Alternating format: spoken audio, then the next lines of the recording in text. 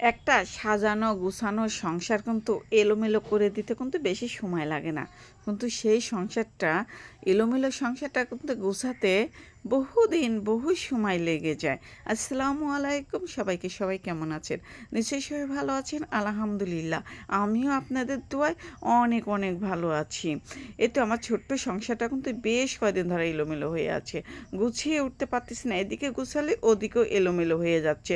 এদিকে আমার ছোট খালা নতুন বাসায় উঠছে, থালা বাসন হাঁড়ি পাতিল কিচ্ছু আনেনি গ্রামের বাড়ি থেকে। আমাকে বলতেছে কিছু দিয়ে যাও। আমি এগুলো দিতে যাচ্ছি দুপুরবেলা, কারণ রান্না বান্না করবে, এগুলো দিতে যাচ্ছে। দেখেন যে যেতে লাগে আমি পিছলে ধপ্পাস করে পড়ে গেছি। আমি পড়ে যাইনি, কিন্তু আমার থালা বাসনগুলো লন্ডভন্ড হয়ে গেছে, কোনো কিছু ভাঙেনি। যাই হোক, আমার খালাতো বোন ওগুলো তুলে দিচ্ছে আর আমি একটু ভিডিও করে নিলাম। আমার ছিঁড়িযুক্ত বলতে কিচ্ছু নেই। দেখেন সামান্য কিছু হাঁড়ি পাতিলি আমি গুছিয়ে নিয়ে খালার বাড়িতে দিয়ে আসতে পারলিনি, সব ফেলে দিয়েছি। যাক, খালাকে আবার কষ্ট করে মেজে ধুয়ে নিতে হবে। তারপরে এই যে আমি চলে আসলাম আমার বাড়িতে। এই যে আর আমার বাড়িতে আসতে আসতে সন্ধ্যা লেগে গেছে, আর আমি কিন্তু কোনো কাজই করিনি, রান্না বান্না কিচ্ছু করিনি। দেখতেই তো পাচ্ছেন, সকালবেলা থালা বাসন মেজে রেখে আমি চলে গেছি, মানে দুপুরের আকাক দিয়ে খালার বাড়িতে। ওখানে খালা রান্না বান্না করেছে, ওখানে খাওয়া দাওয়া করে আসছি।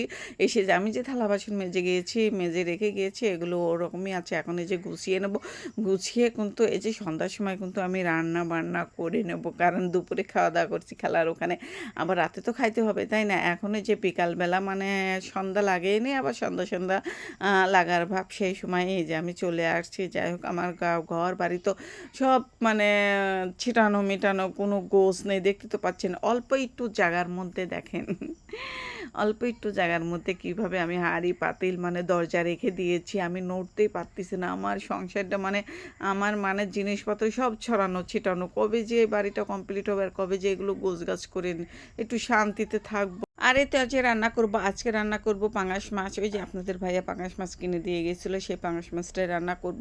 আর পাঙাশ মাছটা রান্না করব পটল আলু দিয়ে। আর মাছগুলো আমি ভেজে নিয়েছি, ময় মশলা কষিয়ে নিয়ে এতে পটল আলুগুলো দিয়ে দিয়েছি।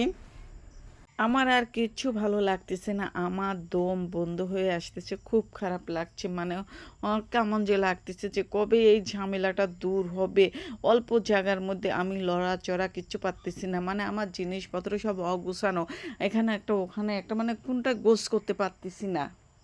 আর এই লোমেলো ঘরে কিন্তু থাকতেও ভালো লাগে না, মানে শান্তি পাওয়া যায় না। একটু গুছানো মুছানো ছিমছাম হলে কিন্তু থাকতেও কিন্তু ভালো লাগে, দেখতেও সুন্দর লাগে, আর মানে থাকতেও অনেক ভালো লাগে। কিন্তু এই যে আমার এখানে জিনিসপত্র এনে এই ছোট্ট একটা ছাপড়াতে এনে যে কি অবস্থা যে হয়েছে। তারপর এই যে স্যালাইন খাবে, স্যালাইন নিয়ে এসে দিলাম। মামারা ফোন করছে যে এক প্যাকেট স্যালাইন নিয়ে এসে দাও। আর এই যে স্যালাইন নিয়ে এসে দিলাম, মানে প্রচুর গরম পড়তেছে, মামারা কাজ করতেছে, কাজ করতে পারতেছে না, তাই